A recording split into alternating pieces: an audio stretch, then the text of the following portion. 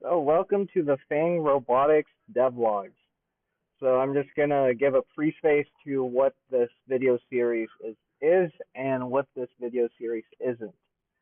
So what this video series is simply just basically an unedited, unbiased recording of what I do as a developer in order to program the firmware. What this isn't is a tutorial on, well, detailed tutorial on what are the best practices. Rather, it is to give people an idea, what kind of coding, what kind of tools do I use, what kind of research, what thought do I put into this. And generally, initially I was going to have a dialogue on what I was thinking at that moment, but then I realized that I was really sick that weekend. The recordings just were basically embarrassing. But I'm still going to release them just because they are an archive. They do show, what do you do if you feel really bad and you still have to code, or you got like coding can be addictive, so you got the urge to code. And how do you make sure that you still code properly while, or let's say functionally code while dealing with, that factor of not feeling well? This is in order to give beginners an idea of, for example, you'll have a bunch of tutorials showing, like they'll say type this command, type that command, but in all of those tutorials, they don't really show how those different factors fit in together. Like within VS Code, for example, there's just a ton of options. And then GitHub alone and Git, they're a body of knowledge that's vast. You don't even need to study coding, and attempting to understand all of Git would take quite some time. Fortunately, you'll need to know some basics to get started in getting something out of learning it.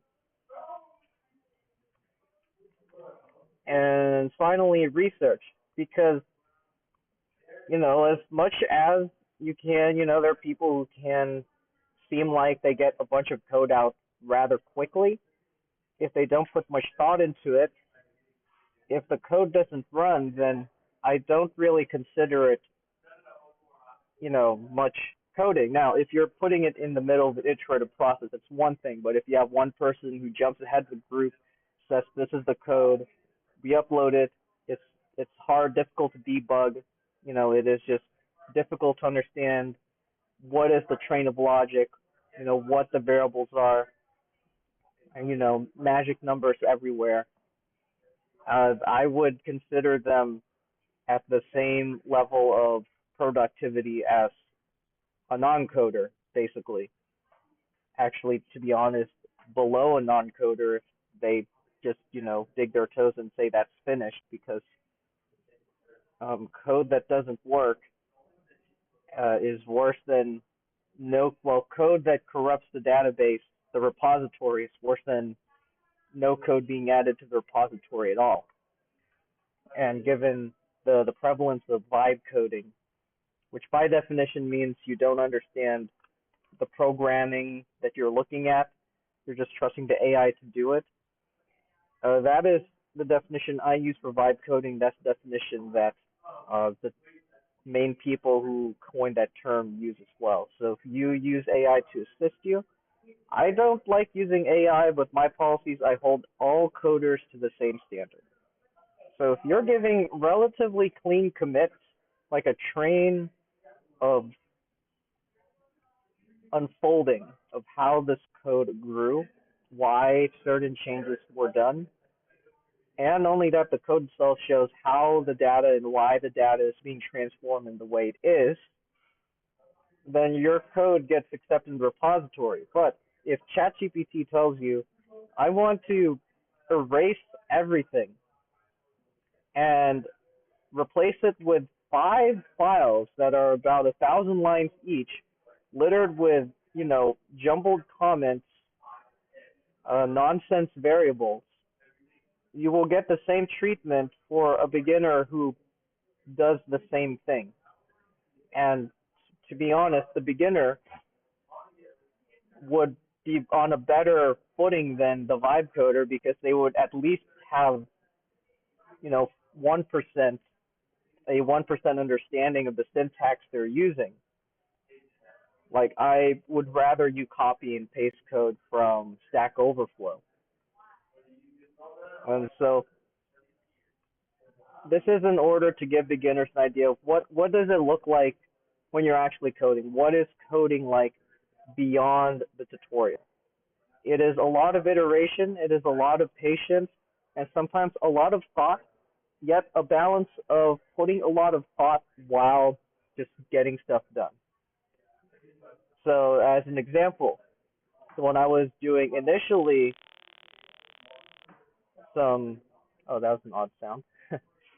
Initially some uh, iterative development on the Mechanum logic, we had, eventually it grew into 8 files under this logic folder. Well, not 8 files, more like 16 or something. And these will get put into their own folders, the abstract Mechanum logic and then the actual Mechanum logic that utilizes units. And to show you, so I did research into the mathematics of Mechanum. Why did I do it? Because I wanted to use units, and we had a lot of free time in our development. And instead of doing abstract numbers, it would have just been much easier to integrate stuff, such as the chassis subsystem, if the Mechanum logic already had units. But in order to understand it, I first began with, your standard abstract class. So this was, even though this Mechanum logic was mainly based on stuff from the FRC teams, and as well as these, with certain unit multipliers stripped out, it eventually became developed into ones that, you have meters per second, revolutions per minute. So this took about a week and a half, and not only that, currently, this is, if you're watching this from like a couple years later, we don't have a robot to test the code on. Fortunately, the Arizona University of Washington has a pretty robust testing suite for the firmware they developed for this competition. So in terms of a balance of being janky and proper, as you notice with these tests, there is an insane amount of code duplication. And I'll show you the worst one of them is probably this file, not this file actually. Let's see, field Mechanum logic test. No, that one's actually the good one. I believe this one. 400 lines. So when I say there's a balance, because for example, I don't have, there's still some order to this chaos. The phrase I will use is ordered chaos. If you are doing tests, I do relax the standards. If you are someone in the Fang Robotics programming team, I do relax the standards slightly for tests just because I understand not everyone knows how to do this or want to deal with, dealing with standard tuples, etc. And it's their first week. Because at the end of the day, we just need the code tested. And so if it takes just copying and pasting this, that's all right. And only that this will give people an opportunity to mess around with refactoring in the future.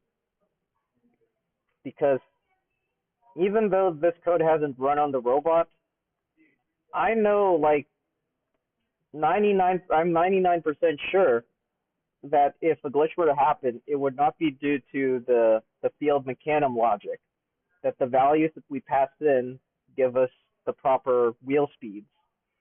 It would have to be somewhere else along the lines.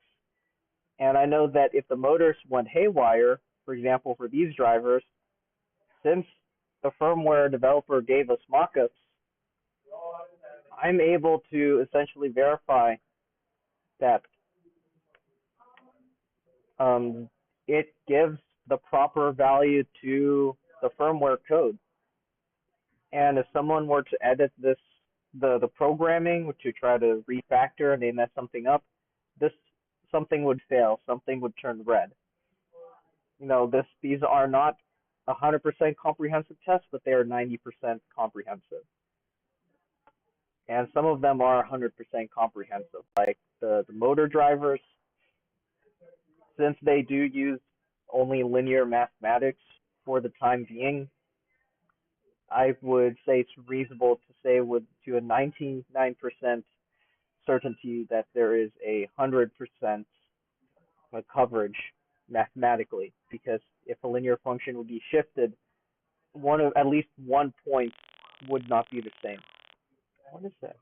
I think it's with my headset. I'm right now am in the accelerator recording this with my Bluetooth earbuds. Normally I would do this with my studio setup, but spinal squeak. So yeah, this is the overview. So to wrap stuff up, this is a raw dev log, which means that you will see a lot of mistakes getting made. You'll see janky stuff getting done. However, what is important in programming is not necessarily that you do things correctly, but you know how to correct mistakes, which of course takes understanding on how things are done correctly, but it is less important than understanding how to correct your mistakes. And number two, it is to give people, a view of what is it like outside the tutorials. What tools am I using? How am I typing stuff? What am I typing, but how am I utilizing the various tools such as the Git? Like I'm guessing some of you who are new to this, especially if you don't like the command line, might not know about this cool command. Git one line slash graph, and it's got these cool lines showing the timelines. I know if you're a Rebase fan, you probably complain about this, but I'm more of a merge guy, and since this team is newer, it would be more stable to teach people to use merge by default. I mean, every time you teach Git on a project and you give someone access to the main branch, they're going to push stuff to main. At least one person will, and that's not a fun thing to deal with. And only that, in the real world or the broader community, generally 90%, at least 90% will be done on GitHub, which means you'll have to understand how to work with pull requests. So not only do they add an extra layer of safety while giving people who are newer room to experiment with their code, it also teaches them broader skills which will apply beyond this project. So for the first few episodes, you will notice that my typing sucked because I lost my fingernail trimmers. I was feeling sick, so I kept forgetting to cut my fingernails. It started impeding my typing. The other thing you'll notice is that I kind of just didn't know what to say. Generally, right now, I put background music on and code, and then afterwards, because I mean that's real life, right? You'll be listening to background music. You won't be speaking in a dialogue. If I need to explain something, I'll explain it. Like with one episode, it's the taproot update. How does one update the Git submodule for this project with the taproot? And only that, you have to regenerate the library. You essentially, Taproot uses a tool that compiles a library from a library so that it specializes it to specific hardware types. It sounds kind of weird, but it just basically means that it's made for a class of chips called STM32, and are RoboMaster's chips. There's two types, so when you change the configuration, it will make a custom library for that chip. But you won't be using the raw library copy. You will generate from this file into, so from taproot, this file is generated from the broader directory taproot. Notice there's two taproots even though I moved up a directory structure or directory level. Anyway, hope this clears stuff up, and I hope that, even though I do feel a bit vulnerable releasing basically, for the most part, an uncensored record of, 99% of the coding that's going on in this season and what I'm doing, because there are embarrassing moments that happen in programming. And there are also some pretty cool moments that happen in programming. And you're going to get both, because I want people to understand that you're not going to be perfect, but you also are not going to fall down the rabbit hole of being jank. Like, just to repeat myself, because this is very important, especially if you are in Fang Robotics, at least for this year, that if you are going to violate a principle like don't repeat yourself principle, have the chaos, have some ordered, and if you do have to do some chaos, make sure that it's isolated. So this is isolated. This does not affect really the broader code. It's just a test. And not only that, strive to improve your skills. So at some point, for example, learn how to do a proper parameterized test. Because see all this testing code, and it has comments and whatnot, because this is a very important class that is used. So there are that is approximately, you have 20 lines, you have 26, all the way to 86, that's 40 lines of code. And in each various values, 1, 2, 3, 4, 16, 17. So if you had 17 times 40, 17 times 40, that is 580 lines of duplicate code, more like 600 because you'll probably have spacing and extra stuff with the headers. And if you wanted to modify how the test was done in general, because I had a setter, so I tested the setters, but I didn't test the getters. So I added a test for the getters here, which led me to uncovering some segmentation faults. Unfortunately, when I was recording that part, OBS Studio, I did not refresh the screen capture properly, so that is lost time, but that is in the GitHub commits. So if you check out the May 11th GitHub commits on this repo, you'll locate it. But yeah, it's about a balance. And at the end of the day, as long as you are able, if you're starting to feel somewhat fluent, like you have a thought, you're able to express it, even in beginner vocabulary, that is generally pretty good. Out of the many people who are forced into programming courses, only a handful continue to code and continue to grow with coding, at least within the engineering world. Let's see, I think this is starting to get, it's 20 minutes, but that wraps up this introduction to the Fang Robotics devlog, May 12th at 8:36 p.m.